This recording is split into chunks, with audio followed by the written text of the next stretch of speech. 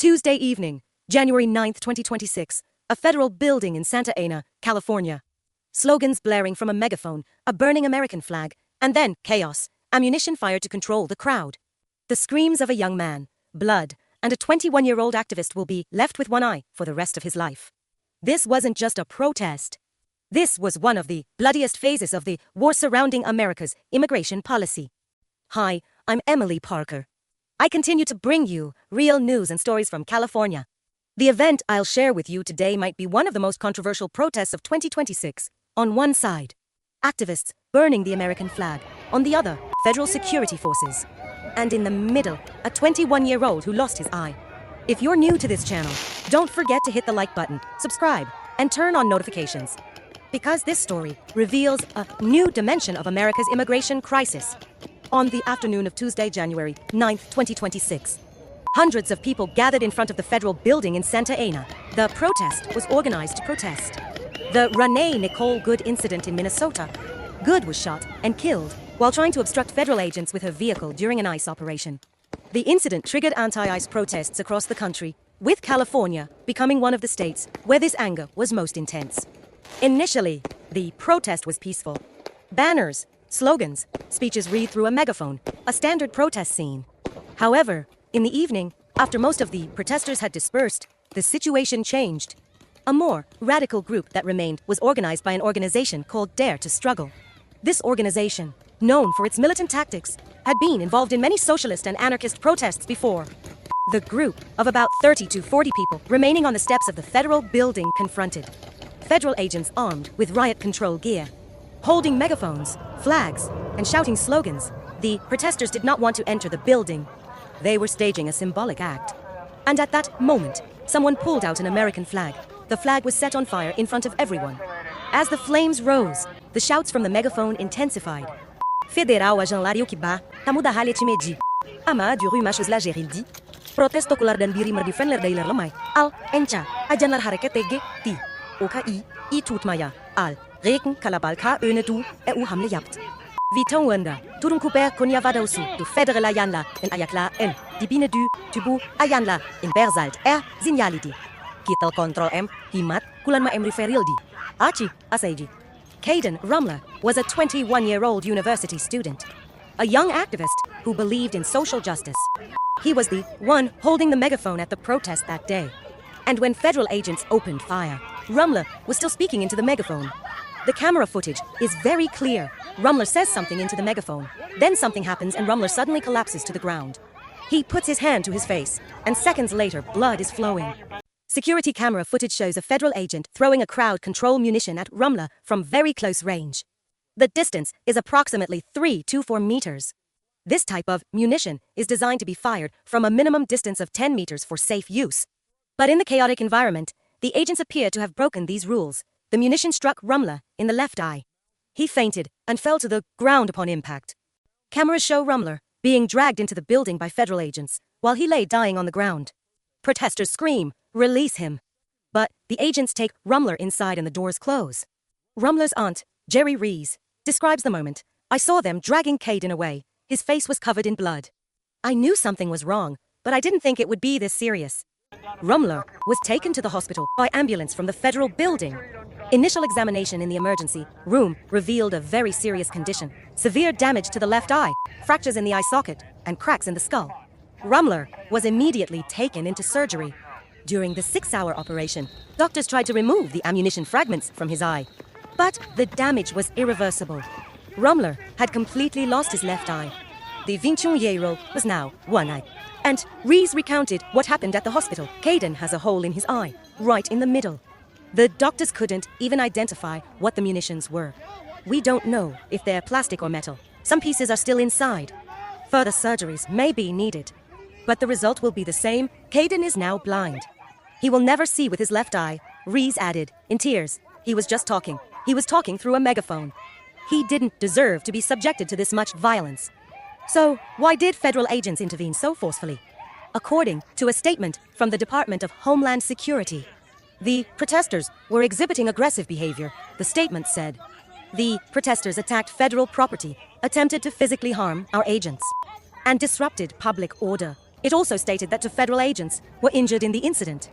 However, the agents' injuries were very minor compared to Rummler's. One had bruises, the other minor cuts. The ammunition used by federal agents is classified as less lethal. Typically equipment such as rubber bullets, gas canisters, or stun grenades. However, these weapons can be deadly if misused, especially when hitting the head or eyes. During the 2020 George Floyd protests, many people suffered permanent disabilities from similar ammunition. And now, in 2026, the same story was being rewritten. According to security experts, federal agents violated protocol. A former police chief stated, crowd control ammunition should be a last resort, and when used it should safe distance. Directly shooting at someone from 3 to 4 meters away is a serious breach of protocol, but federal agents appear to have broken those rules in the chaos that night. And the result was a young man losing an eye. A total of 3 people were arrested that night. Kaden Rummler was arrested on charges of disturbing the peace. Another protester was arrested on charges of assaulting a federal agent. Rummler was released after leaving the hospital, but a court date was set. Lawyers claim that the charges against Rummler are completely unfounded and that federal agents used excessive force. The case will likely drag on in court for months and will be one of California's most contentious cases. Dare to Struggle. This organization's name has been heard in many radical protests in California in recent years, embracing socialist, anarchist, and anti-capitalist ideologies. This group is active in protests for immigration rights, anti-racism actions, and against police brutality. The group describes itself as a revolutionary movement and advocates for nonviolent but militant tactics, active resistance, not passive resistance. The organization first gained widespread recognition during the 2020 George Floyd protests. At the time, Dare to Struggle banners were prominently displayed at demonstrations in front of police stations. In subsequent years, they organized numerous actions on issues such as immigrant rights, climate change, and social justice. However, the group never became part of the mainstream movements. They always remain more marginal. California police and federal security agencies are closely monitoring Dare to Struggle. Some members of the group have been arrested in the past, but have not faced serious charges. The organization mostly carries out symbolic actions, flag burning, building occupation, road blockades, etc., but they avoid violent acts. At least, that's the group's official statement. However, critics say such actions incite violence and lead to chaos. The protest in SantaAna was actually a California reprisal of an event that occurred in Minnesota. On January 6, 2026, in Minneapolis, a woman named Renee Nicole Good drove her car into the road to obstruct an ICE Independent Seaways operation. ICE agents opened fire, claiming Good's vehicle was approaching them. Good died at the scene. The incident sparked widespread outrage across the country. Many people said Good was considered a martyr, while the ICE agents were labeled murderers. Following the Minnesota incident, anti-ICE protests erupted nationwide. Demonstrations took place in every major city: New York, Los Angeles, Chicago, Portland, Seattle. Socialist groups, immigrant rights advocates, and anti-ICE activists. The slogan, "Get rid of ICE," was chanted. And the protest in SantaAna was part of this massive wave. However, the SantaAna incident was one of the most violent. The flag burning and Rummler's injury made national headlines. ICE Director Tom Homan reacted harshly to the protests. Homan stated, "These protesters have achieved nothing. They have only created chaos. ICE will continue to do its job.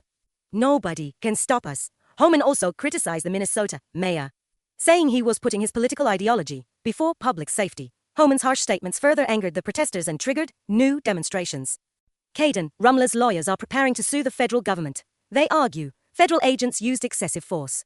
Kaden was only speaking. He posed no physical threat. This is a clear breach of protocol. The lawsuit will be based on violation of civil rights. If they win, Rummler could receive millions of dollars in compensation. However, such cases typically drag on for years and are very difficult to win. According to legal experts, the key point of the case will be the disproportionate use of force. If Rummler's lawyers can prove that the federal agents violated protocol, they could win the case. However, the federal government will argue that the protesters acted aggressively, and the agents defended themselves, and the jury will decide which argument they find more convincing. This case will be a crucial test, not only for Rummler, but for the entire anti-ICE movement. The SantaAna incident could lead to further radicalization of the anti-ICE movement in California. Rummler's injury has become a symbol for many activists. Justice for Kaden campaigns have begun. The hashtag Justice for Kaden has gone viral on social media. And this could lead to more protests, more clashes, California is already one of the most liberal states in the U.S. regarding immigration policies. And this incident could deepen that division even further. January 9, 2026, SantaAna, an American flag was burned. A young man lost his eye. And America's immigration crisis was once again stained with blood. This isn't just a story of protest. This is a story of a nation's division, anger, and despair on the other. Protesters are shouting for justice. And in the middle, people like Kaden Rummler become victims of this conflict. I'm Emily Parker, and I'll continue to bring you real news from California. Subscribe to my channel and turn on notifications. Because this story isn't over yet. Share your thoughts in the comments. See you in the next video. Take care. You!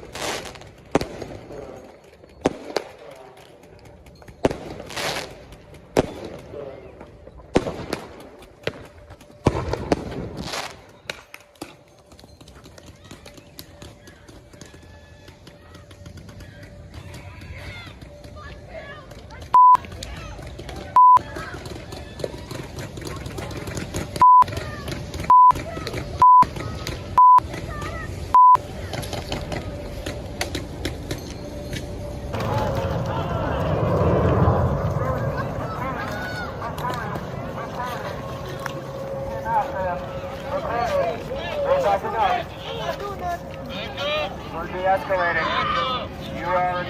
I'm a white man with a good lawyer.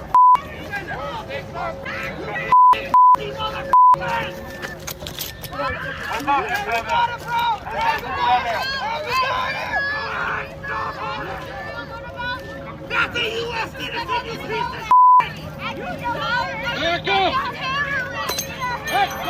Fucking pieces of shit!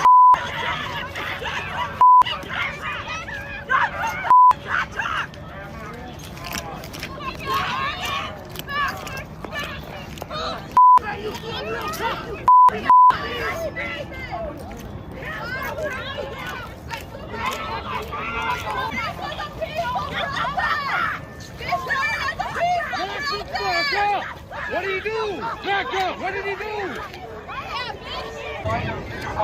Did you find a piece of ammo? You bent down and picked it up, you f***ing loser. Okay, make sure you don't drop your f***ing losers. Shake that can up. Shake that can up before you spray me, you bitch. Come on. How much do you pay your rent and child support? I really want to know.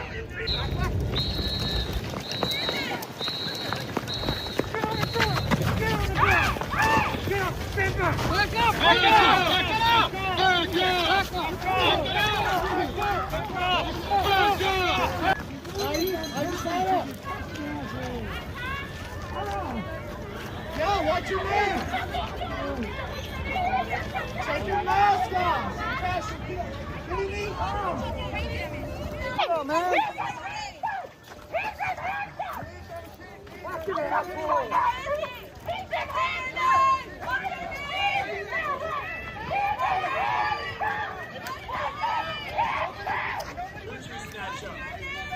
Let me guess.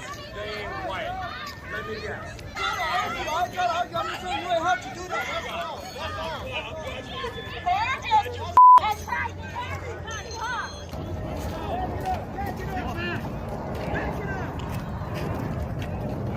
Backing up. No, they get back up. They need to go back to where they came from.